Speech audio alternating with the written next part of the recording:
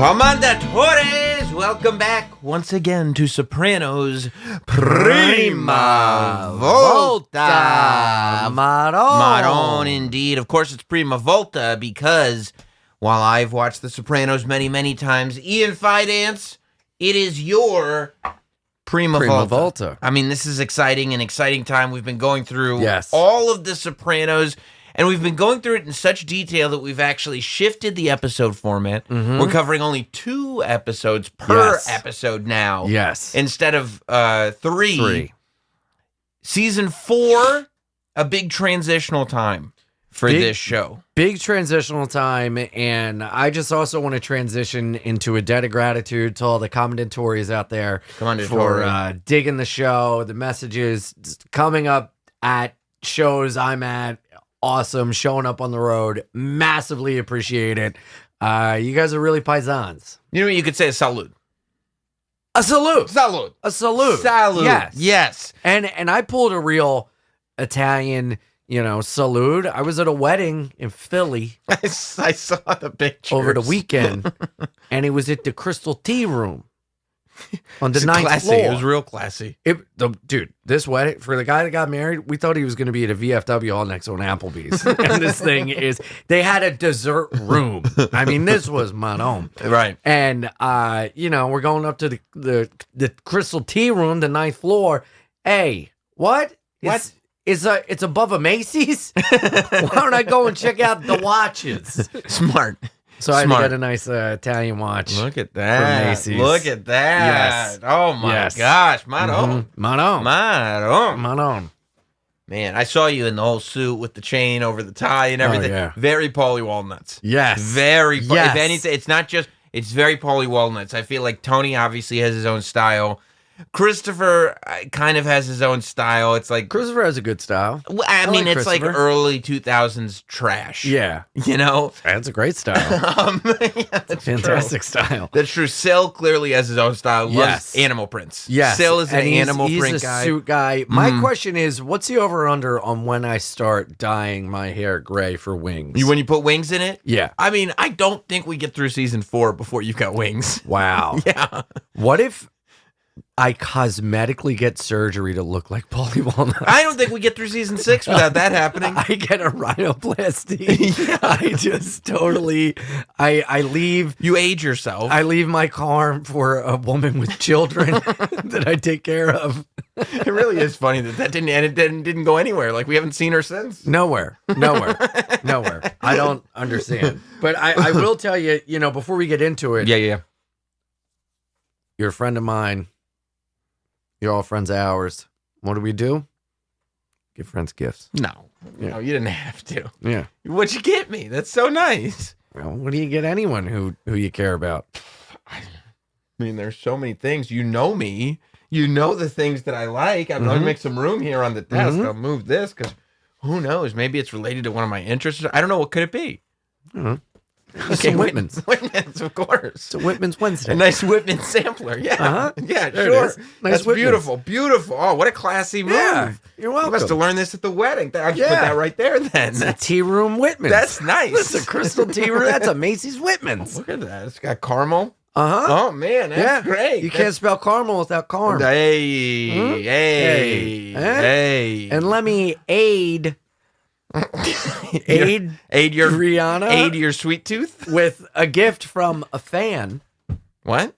Yeah. No. Yeah. No. Yeah. Come on. Yeah. Another. Is it more Whitman? Sent. I Wishman's.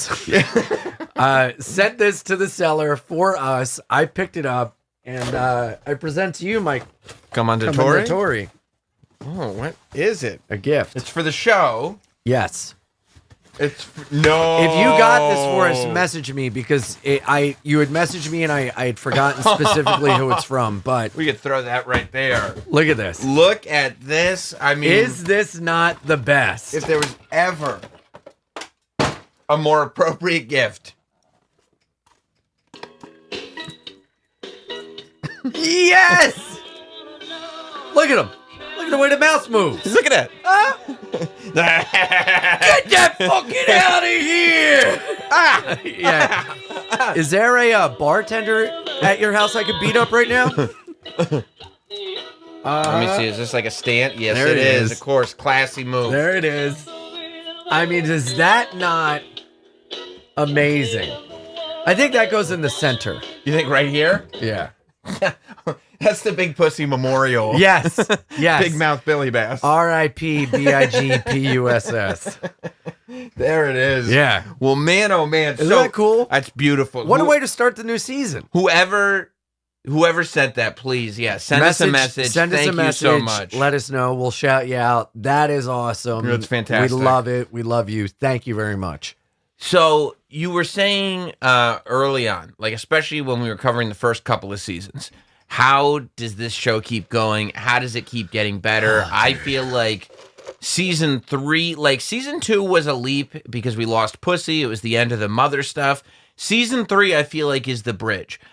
I think that it becomes a completely different show, personally, starting in season 4. I think if you're looking at it, like, you can even see it's filmed differently. It's darker. Like, it's literally aesthetically darker looking than any of the other seasons. It starts to look a little bit more cinematographic.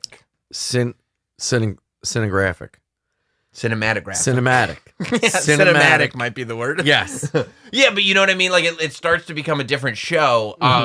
Now that you're this deep in, what are your thoughts for before, as we start season 4, coming out of season 3, you've gone through this evolution. What are the thoughts going in? Going in having seen the first 2 episodes, or just going into the season? Let's go from the beginning of the season. Like, as you're sitting down, you remember it wasn't that long ago we watched the premiere of season 3. Doon doon doon doon doon doon doon. They're sneaking into the house. Season 4 premiered dramatically different, but that's because by the time we got to the end of season 3, things were pretty different. Now, this is also a key, right? Because season 3, I think, IRL, when it was originally airing, was when people really started to get obsessed with the show. So the gap of time between season 3 and season 4 was the first sort of, when The Sopranos was on, a lot of fatigue set in with the viewers. This is a much better binge show than it was to watch live. Right. Because the time between seasons was just outrageous. Astronomical. Right. So it'd be like a year from season 3 to season 4. Something to keep in mind. The world completely changed between season 3 and season 4. Yes. Season 3 is pre 9/11. Yep. Season 4 is post 9/11. Season 4, and we start to see it, and we'll talk about it, is when the economic slump that the country fell into was happening. And I feel like, before we really get into it, season 4 is when the show starts to get very reflective of the time that it's being shot in. I feel like seasons 1 through 3 could have happened around evergreen. They're pretty evergreen. Yeah. Season 4 feels 2002. One of the things in season 4 is very applicable today. What thing is that? A thing that happens later. Well, which we'll talk about. But so going in, how are you feeling about the show in general? Are you still in the place where you're like, I don't understand how this show keeps going? Or now are you like, okay, based on the ride I've been through on season 3, we're here? I mean, it has gone in such a different direction. And it's so funny because I get so used to all these characters by the end of the season that then when they introduce others, I'm like, there's more? And I usually don't care about other people and when they add a million characters, but you're so invested in these people. And even just the beginning of season 4, I'm noticing like themes and like different things that are every season starts with him walking down the driveway, picking up the paper, and that Africa Bambaataa song is amazing. That is such a good start to the episode. Yeah. And Tony's coming out of his sleep, and he's opening the paper. And man, I mean, you know me. I'm a Tony purist. An apologist or purist? Purist. Oh, okay. No, apologist. I can admit he's wrong sometimes. A couple of weeks ago, you said Patsy deserved a happy ending. He does. I'm becoming even more of a fan of Patsy. He's a cool dude. He is awesome. Anyway, Patsy's great. Patsy's fantastic. He's just I love that you're appreciating Patsy because, like, I didn't really give Patsy any attention until like my second or third watch through. So I love that in your first watch you're developing this Patsy appreciation. Yeah, I think because he kind of looks like a guy named Dominic that I used to work construction with, and he reminds me of him. And but I like Patsy a lot better than Dominic. But dude, maybe it'll change, but I'm starting 4 seasons in, first 2 episodes. I'm starting to feel as if the show we're watching and the people involved in the show are not good people. You know what? And I might have been too hard on you. I might have taken it for granted because I've been on this journey before. You're starting to see as this begins, like, wait a minute, like, I mean, even in season 3, just the way Jackie Jr., I understand what he did, but the way he was just so coldly killed. I mean, really seeing a lot of flaws. Really seeing a lot of things I don't like.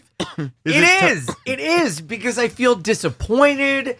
I see these things happening and I go, come on, no. Yeah. I know you're a good guy. Be a good guy for me. And they just keep failing me at every turn. Well, it's like when you're in a relationship and you're like, I know you're a good person. I don't know why you're not being a good person, but you realize it's a new relationship. And everybody around you is like, they're not a good person. What do you mean? You just met them. Right? This is the true self. They're not evolving into bad people. They've always been bad people. You were just in love because you were getting to know them for the first time. Yeah. You know? Yeah. So it really is a thing of like, you know, it's you know, like mothers always forgive their sons. Yeah. You know, like if their especially son, Italian. Yes. Oh my God. The son is a god king of the family. Right. You know, the son could be a drug addict stealing the TV and then helping the mom look for her. And she's like, he's such a good helper.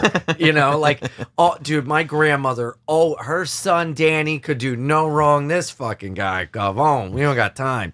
But he was just, and everyone's like, what the fuck? Grammy, you're blind. What are you talking about? And I've never felt more like my Grammy in my entire life.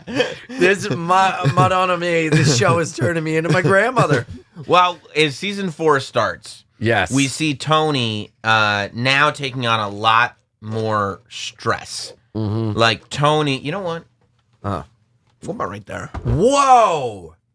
I think that's the spot, that's isn't perfect. it? Tony he's feeling, he's now like the established boss, right? I mean, we saw the journey to get to be the boss in kind of season 1 and 2. Paying the cost. Junior, he is paying. That's a great point. And I've never heard it phrased that way. He's paying the cost to be the boss. I've never heard, did you make that up just now? Commendatory, don't steal that from me. That's that's trademark. Fidance original. Fidance. By the way, I don't know what he's listening to, if he's listening to this or me on other podcasts, but Jonah Hill now follows me on Instagram, and we were DMing, and he was like, much respect, Fidancio.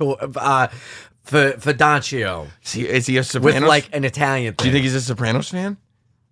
Jonah, if you're watching, we appreciate you, buddy. I love you. You're the man. Commendatore. Come hang out. Yeah. Come hang out. We'll talk to you about your favorite app. Yeah. Come hang out. Commendatore. Come be commendatore. Come hang with the Billy Bass.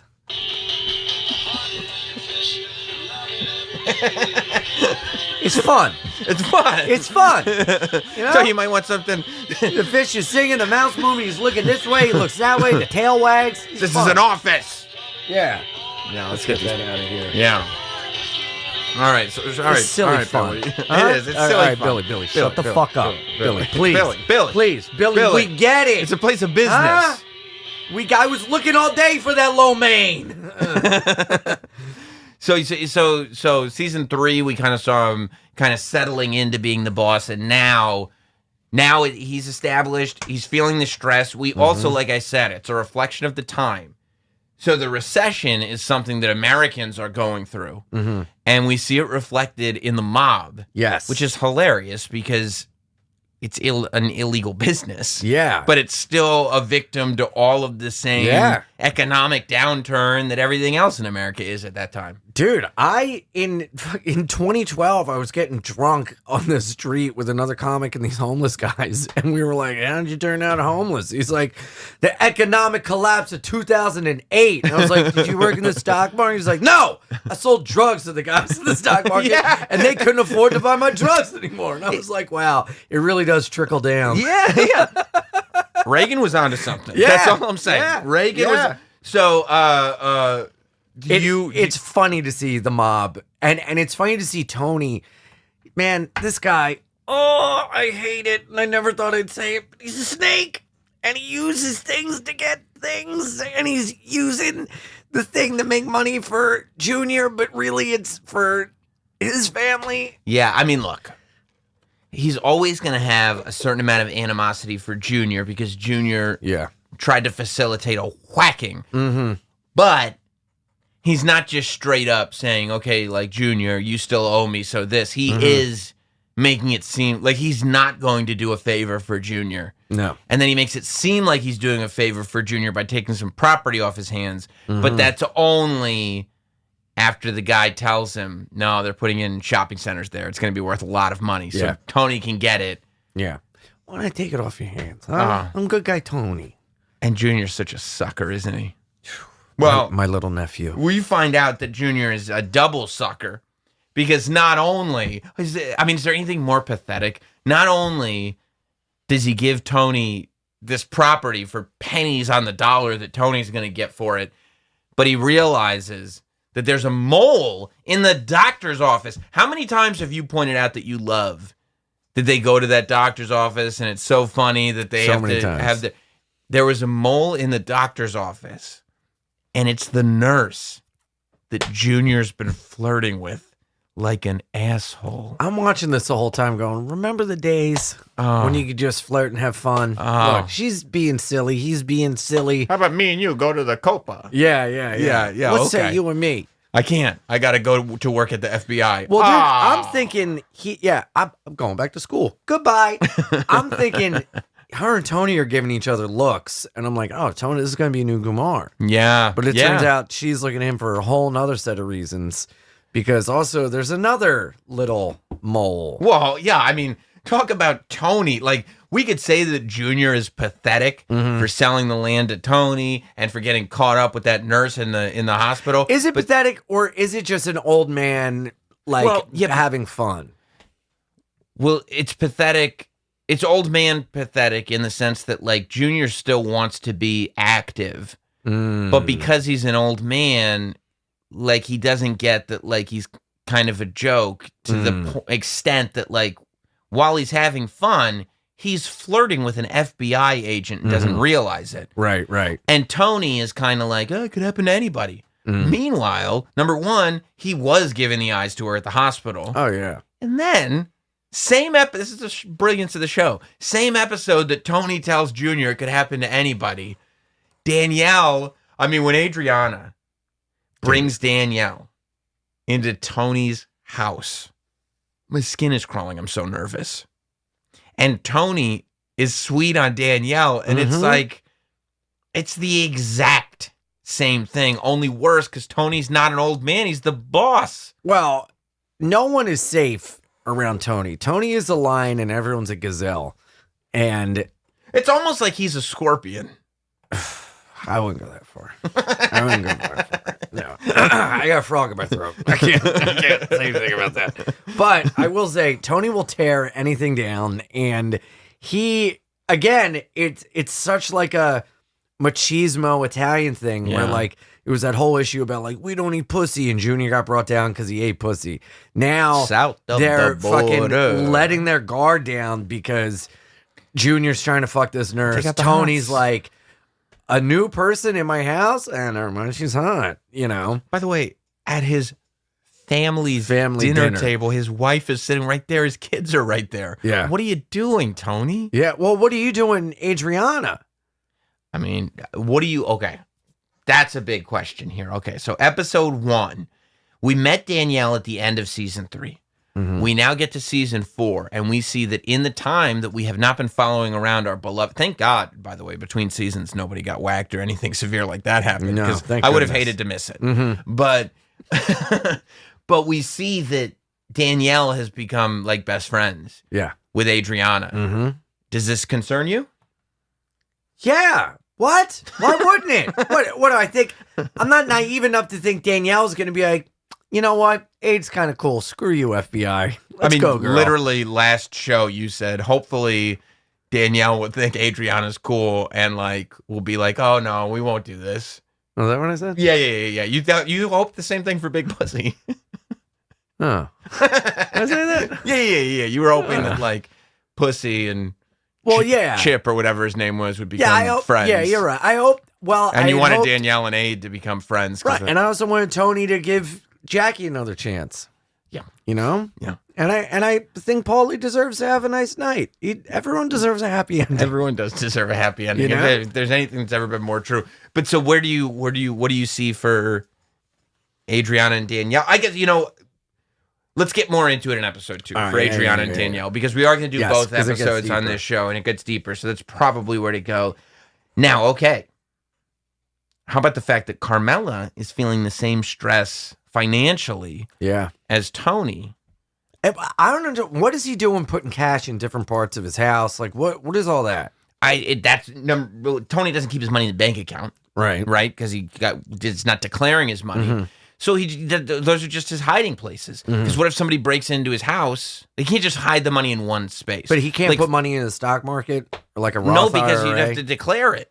Where'd the money come from?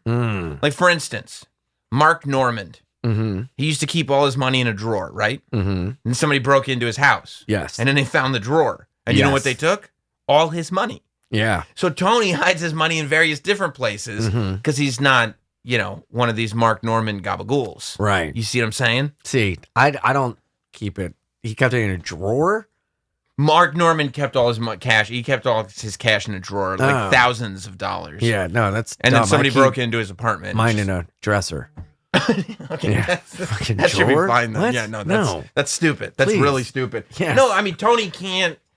There's got to be no paper trail. I wish you could see the inside of my mind right now, which is a floor plan of my apartment of where to now move my cash from a drawer. I don't understand. Why wouldn't you keep all your money in one place? Stacks of cash. What if somebody breaks into your place? Well, my friend, that's why I'm trying to get a scratcher gun from Jersey. It's real. When we moved in, not this place we're in now, but the last place we were in, we had a contractor over that we've had in the family forever. And he had his workers with him. And there was a little spot in our old apartment that was like this little nook that you could like hide things in. And he goes, hey, look at this. I go, oh, cool. He goes, don't show any of the workers. Because they're his workers. But he's like, look, people will find out you have a hiding place. Wow. They will come back when you're not home, and they will check your hiding place, and they'll steal your cash. Dude, I wonder if that's like an Italian thing or what. He was Italian. Dude, I'm telling you. He was Italian. All of my relatives had cash spots around the house. A friend of mine, her dad passed, and they were finding cash underneath board games, just stacks of cash, like a dummy board game in a box, just in the rafters, in like ceiling tiles, all over different places. But see, that's what Carmela's gonna have to deal with when Tony. Which is what a gift Tony's giving her: a treasure hunt. That is fun. Years of scavenger hunting. Yes. Hey, we need $10,000 for college. All right, I'm just gonna spend 2 weeks looking around the house. I found 20,000. This is great. Fun. That is fun. Yeah. So I mean, Tony can't. There's got to be no paper trail behind the money. Right. So there better be some trail to find it. Yeah. There better be some no map. No nothing. Like nothing. Clues maybe. But so then Tony sees. Carmela sees Tony. One of his hiding spaces is in the duck seed, the bird seed, whatever. Yeah. Oh well, the ducks that migrate south from Canada, here's the South. And he knows. Yeah. And Carmela knows. And she's like, okay, I'm going to need some of that cash, I think. Yeah. Yeah. But but it also goes to the story of the stress that they're both feeling. Tony, in the sense that, he wants to make all this money. Right. But like, he's constantly worried about losing it. Not just through like maybe gambling or whatever. Like, when there's no paper trail on this money, if somebody robs his house, it's not like there's insurance on it. Yeah. It's not like it's in a bank. It's like he could either get robbed for it, or he could spend it, or he could get burnt, or whatever it is. Like, it's just constantly, he wants to make more money, but he can't enjoy any of it because he can't let on that he's making all this illegal money. And didn't Carm see Angie giving out samples? This goes back to my whole theory on Carmela. Which is? She's a bad person. Wait, why is she bad in this situation? Because Angie's sitting there making a living in the supermarket. And Carmela is so disgusted at the idea that she may one day have to work for a living that she might as well have a panic attack.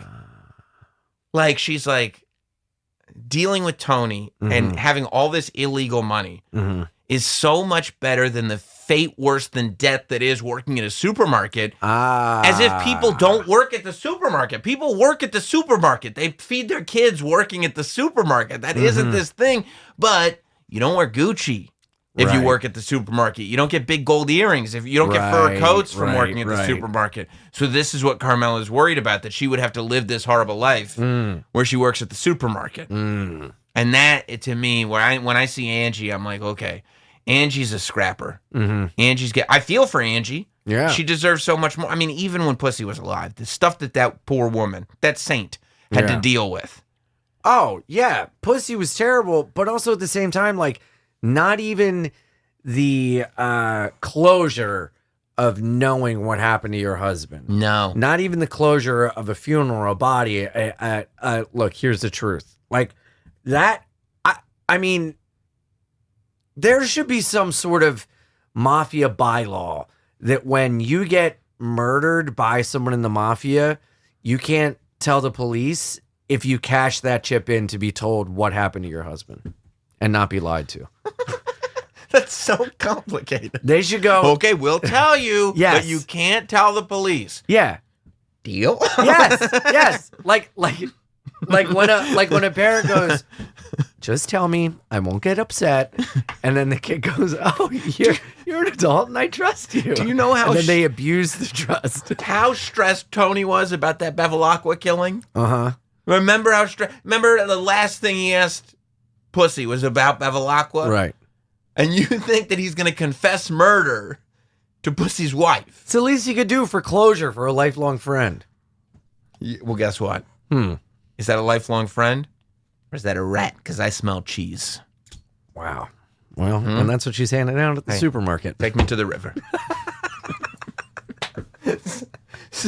So, we do get to see what Paulie's been up to. That is one thing that we missed in between seasons. Yes. Paulie got busted on some kind of gun charge. Yeah. He's in jail, and he is not doing his time honorably. Well, I mean, he's doing his time honorably in the sense that he's doing his time. He's not ratting on anybody, but my God, is he a curmudgeon in that jail. Oh, yeah. He is pissed. And he's running it. He's running shit in that jail. But it doesn't look like Goodfellas jail. No. It looks like county lockup. Yeah. It's annoying. And Paulie's upset that, he's bitter. He's getting left out of things. And once again, I mean, we saw it before he went in. But the idea that he's carrying on a phone relationship. Dude. With Johnny Sack. Dude. From the pen? Not liking that at all. I do not like that. Paulie is really disappointing me. Paulie's really turned out to be a dickhead, a backstabber, and he's not a part of the crew.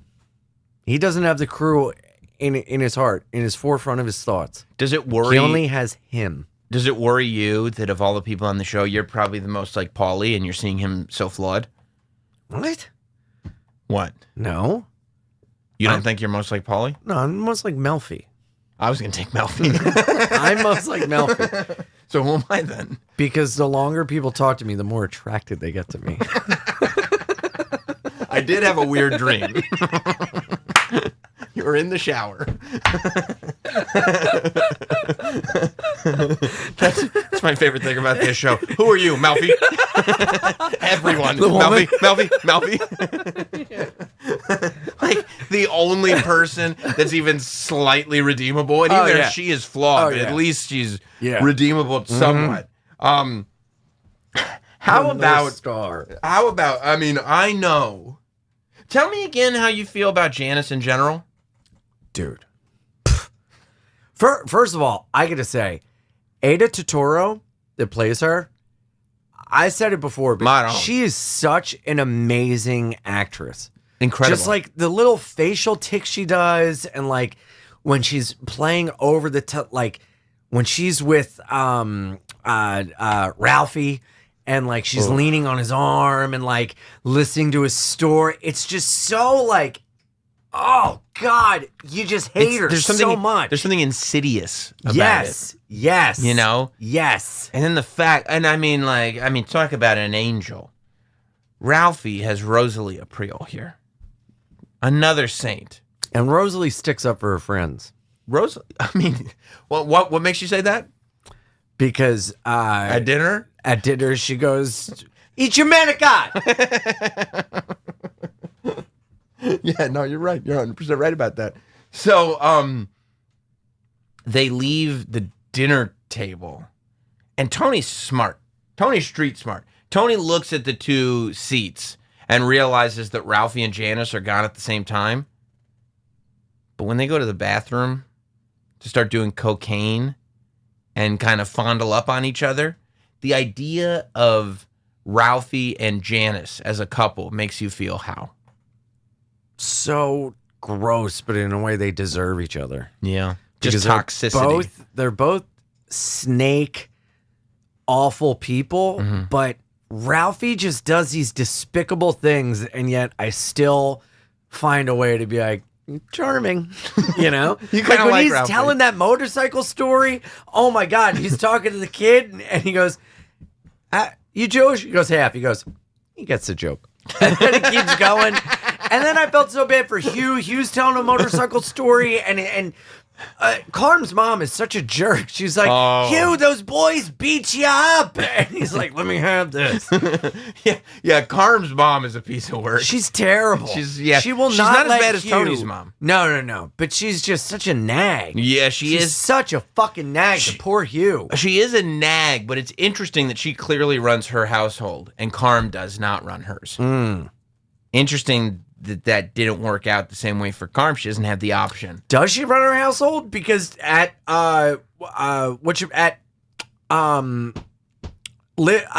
Livia's funeral, Hugh went off and he didn't listen to her. Well, Hugh has his moments. That's why Hugh is not like a cuck. No, like that's why I like Hugh. I do too. He's got his moments and he knows when to pick his battles. Yeah, like more often than not. Okay, whatever. I don't want to deal with this. But he's not doing it because he's like beaten down. He's doing it because he understands that like there's no little fights, only big fights. So if it's worth a big fight, he's gonna fight. But if it's not worth it, whatever. He's gonna let it go. And I'm with you. I do find that admirable. Matter of fact, I changed my mind. I'm not Melfi. I'm Hugh. Yeah. Oh no, I want to be Hugh. No, you're Carmela's No, you're mom. Melfi. No, what? No. You're Janice. No. So, bite your tongue. Bite your tongue. Oh, we're so wild. God.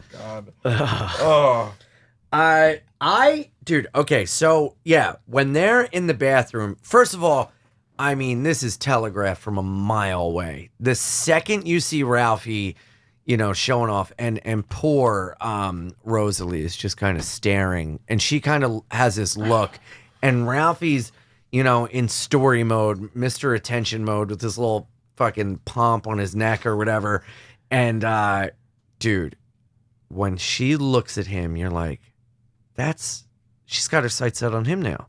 Yeah. The crosshairs are now on him. Which is like, it's like she learns, that's what makes her so even more hateable. Janice learns nothing, because if there's anybody that is similar to Richie April, it's Ralphie. Yeah, but it makes me wonder, does she choose these men as a way of almost like sticking it to Tony? Because she saddles up to men that Tony has, you know, a sticky, prickly relationship with. Yeah, and it almost upsets Tony's power dynamic, because it like, now these people that she knows Tony hates have something over Tony's head because they're banging his sister. Yeah. And on some level, she's got to know that that's the attraction. Yeah. You don't leave Rosalie Aprile. Dude, you could have just stopped right there. Yeah. You don't leave Rosalie Aprile. Her fucking son just got murdered that you okayed. You basically ushered him into this situation. I mean, Ralphie's responsible for the murder of Jackie. Yes. And by the way, he's the one who influenced what made Jackie get murdered anyway. Yes, the fucking card game. Yeah. And I don't know if that was him planting a seed or if he was just trying to make himself out to be like he was a bigger guy than he is. You could argue either side. But also, Ralphie Kumar was this, 20-year-old fucking hot chick, and then now he's with Janice. Janice? That's who you're going for, Ralphie? It's the Tony thing. It's all the weird psychological Tony thing. And, Ralphie's a little kinky, so. Oh, yeah. I'm sure there are things that Janice is willing to do that other people weren't. Janice is a gross pig. Don't forget the stuff she would do with Ralphie. Her as an actress. Yeah, she portrays such a gross pig so well. We need to make that as clear as daylight. That Janice, the character, is a disgusting hog of a person. I have like a secret attraction to trash because Ida Turturro was in What About Bob and she played a hooker and she looked all trashed up and her tits were out. And I remember seeing her as a kid and being like, oh, who's she? You know what I think? You have such a vitriolic venom for Janice. Mm-hmm. I think that IRL, you would end up sleeping with her. No. I do. I really do. I would end up marrying her. You just feel so passionate. We'd be sleeping. We'd be staying up all night long. No, I just hate how manipulative Janice is. But I think you fall into it. I think you fall into it. No. Fall in no more. Because you got your own karma now? Mm-hmm. Smart. Yes. That's the way to go. And I will say, Janice, there's so much shit going on with her, and it's so fucking funny how it always comes back to her. Always. Now, okay, let's get to the one of the to me. And by the way, one of my favorite lines in this episode is when Carmine talks about from New York, talks about how bosses shouldn't wear shorts. What was that? I mean, it's disrespectful. Dude, look, but who's telling him? Johnny Sack? Yeah, and Paulie is telling. Dude, I'm not liking how there are these little rats creeping out of the crew. Yeah. I mean, yeah, you still have people in the FBI. You got Danielle, who's a rat. Mm-hmm. Don't forget, Carlo's still around. He's been a rat since the beginning of the show. He's just there ratting all the time. Mm-hmm. The nurse. And then you got Paulie, who's not a rat to the cops, but he's a rat to the Lupertazzi crime family in New York. Right. That's not good. No. Paulie is slowly slipping away from what made him who he is. Out of petty spite. Hear what I said, T? You hear what I said? Mm. Not anymore. Now let's talk about Christopher. I was just going to jump into that. The episode for Christopher, of course. This is where Tony is, I think, looking at making Christopher his person. Mm-hmm. Like, everything has to go through Christopher because he's my blood, as if that's going to mean anything. Because at the same time, speaking of blood, Christopher is now injecting heroin in his free time. Dude. I mean, he was injecting when he was in Italy. Yes, but he's back. He's back. He's back to injecting heroin. And he's been and he's still got this entitlement about him where he can't be bothered, but he's not taking into account Tony has called you while you're high on heroin. Mm-hmm. And you're still acting like you don't get enough respect as opposed to being like, whoa. Yeah. This is clearly affecting. It's going to be the wake-up call. You already got shot. Yeah. What more of a wake-up call do you need? So, and let me ask you this. All right. Does it concern you as you're watching for the first time when you realize, okay, Tony is pulling Christopher in closer, mm-hmm. and the person closest to Christopher is Adriana. And Adriana's best friend is an FBI agent. Does this concern you? Yes. Very much so? 1,000,000% so. Anxiety? Yes. Yes. I get that. I get it. And I don't know what's going to happen. No, how could you? You haven't seen the show. It's your Prima Volta. I know. You know? I know. Come and I want to fucking get through it. I want to watch. Well, I can't just keep watching and stopping. It's hurting me. Well, we got to analyze. Edging. We have to analyze. It's edging. And by the way, by the end of the season, by the end of the series, at least you will have watched the series 3 times. I know. Because you're just rewatching the same episodes. I love it. It's because I forget things and I pick up on it. Dude, you know what I picked up on? Tell me.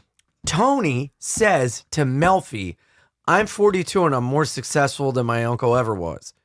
He's 42? I'm 37. He's 5 years older than me? Well, his blood type is ragu. What? That makes me feel so insignificant. Oh, I thought you meant because you thought that he looked older than you. Well, yeah, that too, but also like he's murdered so many more people than I have. Yeah, but we only decided to start murdering people when we started doing this show, to be fair. I know. He's had murder in his life since he was a kid. Yes. So we've only just recently decided to start murdering. Yes. You've already got 2 pairs of brass knuckles, so that's a step in the right direction. Yes. You've got Italian without words. That's a huge step in the right direction. Yeah, because you keep your mouth shut. I saw you at the wedding with the thing, so I think you're on the right track. But yeah, I mean, look. Tony is an overachiever. He's the boss. Yeah. He's the boss. You know, I mean, and I get where you'd feel that way, but he's bringing Christopher in. Does that not blow your mind, though, that he's 42? It didn't the first time I watched it because I was so much younger. But now that I'm way closer to 42 than I was then, it's like, oh. This is weird. But I'm like the Don of the Jim and Sam show. Uh-huh. You know what I mean? Yeah. So it's like, Travis is like my soldier. So I'm not that. I feel like, oh, okay, I'm getting there. You know, and Jim is probably Jim's probably the Tony. Melfi. To tell you the truth. Oh, I'm more like Melfi. Yeah. I might be. I'm probably Sil right now. You know who I am? Oh, Patsy. Good call. Yeah, that's right. I thought I saw you pissing in Jim's swimming pool. I did. I did. Yep. And I sobered up and I got better. Good. Yeah. Now you're cool. Yeah. You get your happy ending. It's perfect. It's perfect. My thing is Tony. He says, okay, all right. Can we just talk about this murder? You talking about the storyline with Christopher? Yes. Okay, so he gets Christopher in the car and he pulls up to this restaurant, Cop's retirement party. And by the way, you know what's great? The Many Saints of Newark, the movie, follows Dickie Moltisanti, the father of Christopher. So the story that we're getting here, like all of that plays itself out eventually in the movie and everything. But he tells him that police officer in there that's retiring, that's having his retirement party, that's the guy who killed your dad. Yeah. That's the guy who killed your father. And just on an acting level, Michael Imperioli, he changes in this car scene. The look on his face, his demeanor, the way his words come out, childlike. He reverts back to a child. Yes. This innocent little kid whose dad got ripped away from him. And I'm watching that. I'm just like, oh my God, this is incredible acting. Yes, it is. Like you were just seeing this complete change of a character who is, a heroin addicted, wise guy who's killed people, and he truly like looks like he's transformed into a child. And then you see with wonderment and like was he carrying in a crib? And what's he and he's looking at Tony like a father. Yeah. And then you see it all like, oh, this is why he's got this strained relationship with Tony. This is why he's on drugs. This is why all the problems, because he's a child. He just is in this state of arrested development, but not the fun arrested development like the Bluth and the Banana Stand. No, he's no George Michael. No, he isn't. He's the bad. He's not even David Cross. Not even Blue Man Group David Cross. No, never knew. He's not a Tobias. No, he is not. Instead, he's the murdering arrested development, which is, to me, worse. Well, he would be like George Sr. because he should be in jail. That's fair. Do you think? First question. And Aide kind of looks like the sister. She does, or I could see Aide getting older and looking like the mother. Whoa. Yeah. Is this the prequel to Arrested Development? Salute. Salute. So dude, did that guy really kill Chris's dad? Well, that's the question. First question. All right, let's start from the beginning. And also, how does this motherfucker not get caught for murder? He kills an ex-cop. He's leaving his fucking DNA in the cigarettes. He's touching guns. He's handcuffed him to the thing. He's making it look like this. What the fuck? He made it look like suicide, and he wiped the gun down. He made it look like suicide while the guy had his handcuffed still on, and he ripped it from the banister? That's like a sex thing. What? No. It looks like a sex thing. You're a terrible cop. Well, you're a terrible cop. This is what I would do. I'd walk in there and be like, looks like sex suicide to me. Wrap it up, boys. Yep. And I'd be like, is there any semen around? And then I'd just put my tongue on everything. Try to find it. Be like, Ian, we have luminol. Be like, I'm old school. Let me do my job. You do yours. I got this, Johnson. So first question, you talk about that vulnerability that Michael Imperioli shows Christopher to have. Tony's got to be aware of this. Are we seeing the manipulative side of Tony? Is this the maternal side, that what we see in Janice, what we see in Tony's mom? Is this Tony manipulating his nephew? That's what I'm wondering. Mm-hmm. I'm wondering if this guy is just some guy Tony is done using. He needs him whacked. And he throws this into Christopher because later with Melfi, he goes, I've begun the process of, what's he say? I've begun the process of attaching my nephew to me irrevocably. Well, yeah, and it's not, so it's not just, could this be a person that Tony's done with? It's, is this all just an assignment, a mental game to attach Christopher to Tony? Yeah, and for Christopher to think, wow, Tony helped me get redemption. Tony's the one that got me to right this wrong of my father dying. I think the most interesting... Without Tony, none of this would happen. Yeah, but I think the most interesting part is that on some level, Christopher is more aware than he lets on, because the cop says, I didn't kill your father. I didn't kill your father. Mm-hmm. And Christopher says, what difference does it make? He wants you dead. So Christopher knows that he might not have. Yeah, the guy goes, he's setting you up. And that's when Christopher goes. Or is that cop trying to save his own ass? Very possibly. Don't tell me the answer, but do we ever find out? To me, Christopher going, what difference does it make? Right. Is almost his way of saying, like, you're not going to convince me that I'm being lied to, because I already know I might be being lied to, and it doesn't matter. It doesn't change the scenario whatsoever. And is that why he didn't tell his mom? Well, he didn't tell. No, he didn't tell his mom because that law where you get to tell your loved ones when you murder isn't a thing. Yeah, but what about the blood?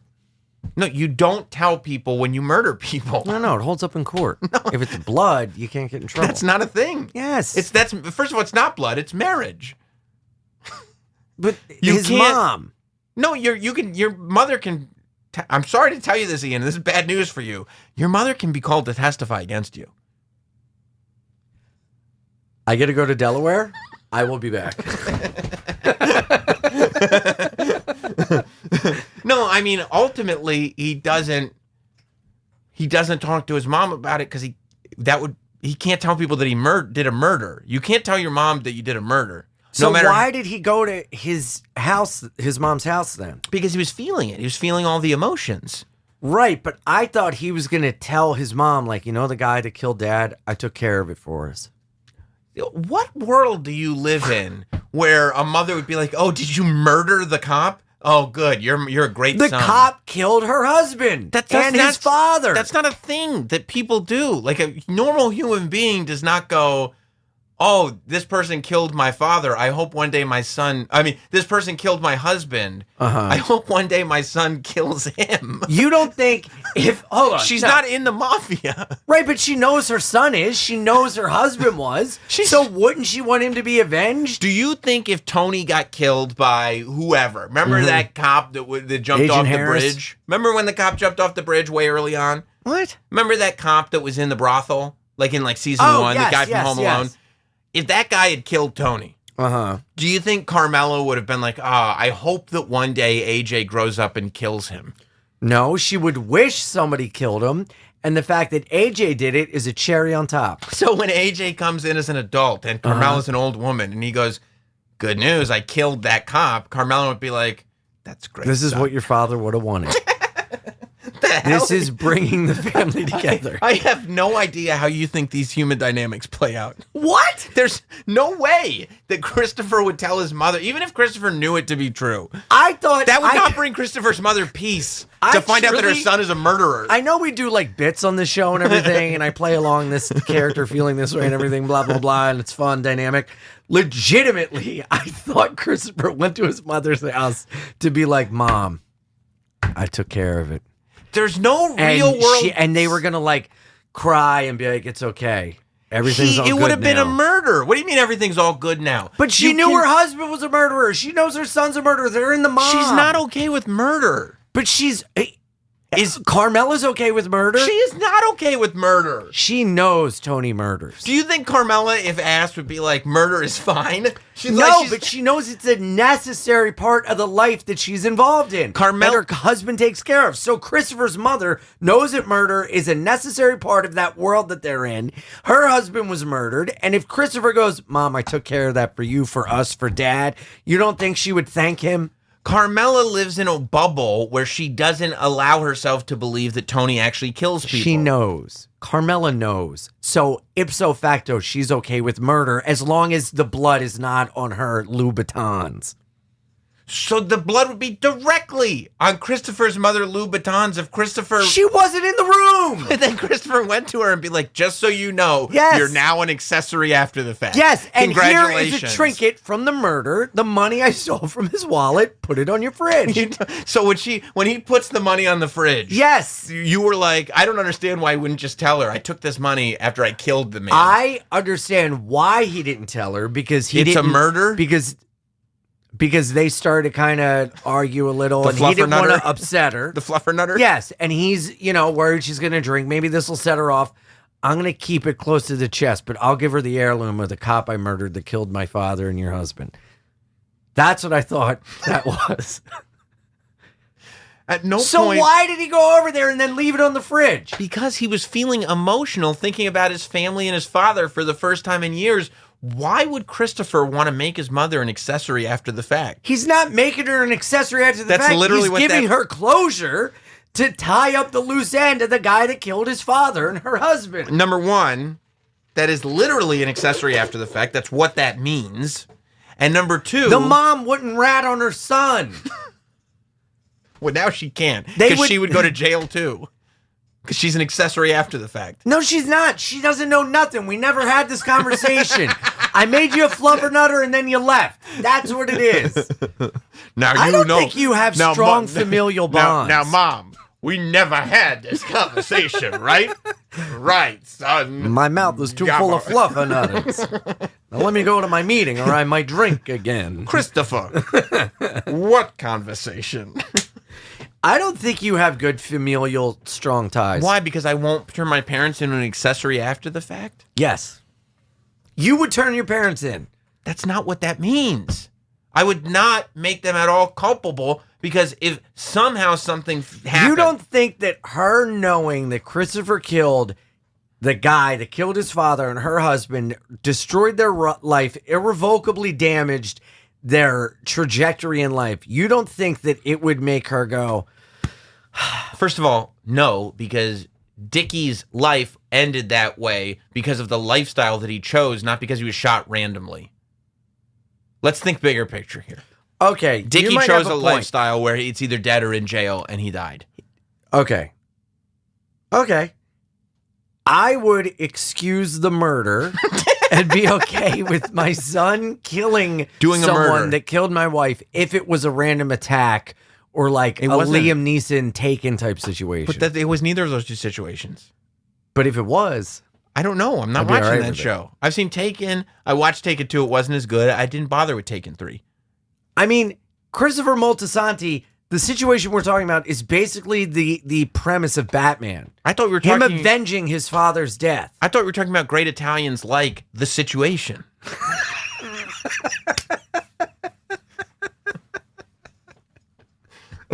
Okay, so my opinion... Yes. I don't think that cop did it. I never have. I didn't the first time. Like, this isn't taking information that we'll find out later. No spoilers. My opinion, I don't think that the cop killed Dickie. I think that this is another Tony manipulation. That's the first time I saw it, I thought Tony was throwing him a bone. Wow, he cares. And my second time watching, I was like, you know what? He didn't. No way that guy killed Dickie. He didn't. And Christopher just shot an innocent man. Yeah. And I don't even know if that guy owed Tony money or if he was on the payroll or what. My thought, again, just my thought, because the guy's dead now. You know, who knows? But I feel like he probably worked with Tony, and as long as he's a cop, he's not going to say anything because it would ruin his job. It wouldn't get his pension. But once he's got his pension, now he's a liability. And I think that it's a matter of good timing. I think that, well, I got to take this guy out anyway. I'm going to lie to Christopher so he's close to me, because otherwise, my God, the timing. All of a sudden, I decided I need Christopher to be close to me, and luckily, his father's killer is retiring. He's retired today. Yeah. He's got his Jimmy Buffett shirt on. I don't believe it. Yeah, I really and also Tony basically comes out and says it to Melfi in the office. Right. I've begun the process of what's he say? Tying my nephew to me irrevocably or whatever. Yeah. And she goes, how? And he goes, that I can't get into. Yeah, because you just emotionally manipulated him into murder, making him think that you're the one that like gave him closure on the situation when you're just doing it because you're fucking playing chess with people's lives. When you say the situation, are you talking about that guy's abs or are you talking about The Sopranos? Talking about the guy's abs. Okay, all right. I'm just trying to make talking about the guy's abs. All right. Gym tan laundry. Ian, we've gone almost an hour. Yes. Just talking about the first episode. Yes. Do we quit and save episode 2 for later? I mean, there's lots, because there's more in episode 2 to talk about in episode 1. There is. Episode 2 is that therapist that Meadow goes to. Oh, Carmela and Furio. There's stuff with Patsy. There's stuff with Christopher. There's Janice and Ralph, Adriana. I mean, there's no way we're going to do episode 2 in less time than we just did episode 1. Yeah. I think we might be at a place in the show. Well, you got to go episode by episode. I kind of think so. Otherwise, we're going to end up with like a 3-hour long. Yeah. I think you might be right. Should we call it? What do you think, Billy?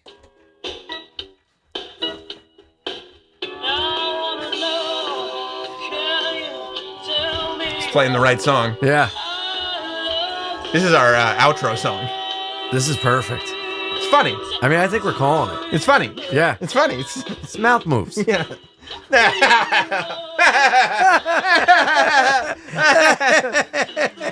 Well, we thank you guys for being a part of the show. We'll get to episode 2 next week. Yes. And we'll make sure we miss an episode here or there. Timing is timing. Both Ian and I are very, very busy. Of course, me with all my other projects, both on SiriusXM, WWE, here on this YouTube channel. Make sure you're subscribed so you can see all of it. Ian is insanely busy touring this great land of ours, performing his brand of stand-up comedy. So see him whenever he's in your town. Throw him a commendatore when you see him. Leave a comment letting us know if we missed anything. Leave a commentatore. Yes. Or, you know what? We're going to call it here. Yeah. But I'm going to look in the comments. Yes. Thank you for no spoilers, by the way. Really appreciate it. Thank you. I'm going to look in the comments and see if people think we've gotten to a place where we need to go one episode at a time. Because we went from a full season. We did the whole season one in one podcast episode. Then we did 3 episodes in one episode. Then 2. Now we're down to 1. If this is the format, if we've arrived, tell me in the comments. Let us know. I'm going to do an Instagram poll. iAnimal69 on Instagram. What do you think? iAnimal69 Instagram and Twitter, right? You got it. Well, let us know. Hit like. Leave a comment. And salud. Salud. Because we will see you next time when we look at episode 2, at least episode 2, season 4 of The Sopranos. Because for Ian, it'll be his Prima Volta.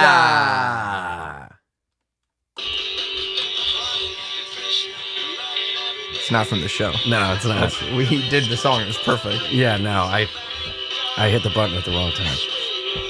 Should just let it play out. Okay. Should we just smile and let it... I don't even know if they would like country. Yeah, I hope we don't get YouTube copyright strikes for it. It'd be great if we had to parse it down to one episode because this cut us out from a whole one. Prima Volta!